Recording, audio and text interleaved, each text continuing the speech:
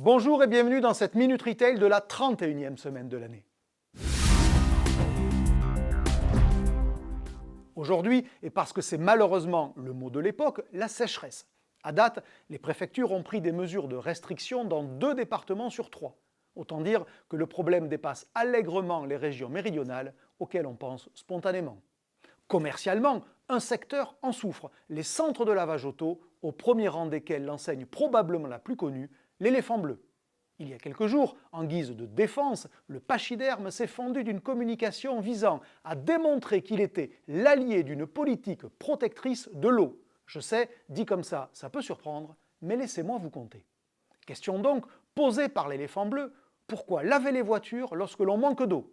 Réponse, et je cite l'éléphant bleu, parce que les carrosseries salies par des hydrocarbures et des métaux lourds polluent les sols et les rivières lorsqu'elles sont nettoyées par les pluies et les orages d'été.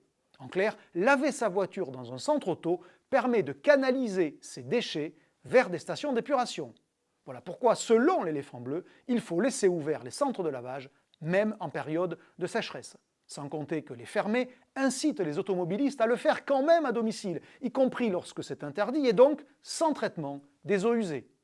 En un exemple, voilà résumé toute la complexité des politiques environnementales, avec d'un côté la facilité des symboles et d'un supposé bon sens, et de l'autre la nuance qu'impose d'appréhender un problème dans sa globalité. À vrai dire, je n'ai pas le début du quart du commencement d'une idée sur la valeur de l'argumentation de l'éléphant bleu. Mais une chose est sûre, elle mérite l'analyse, le cas échéant, pour être balayée.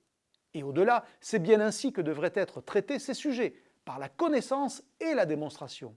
Au pays de Descartes, on a quand même bien le droit de rêver à une approche cartésienne des sujets.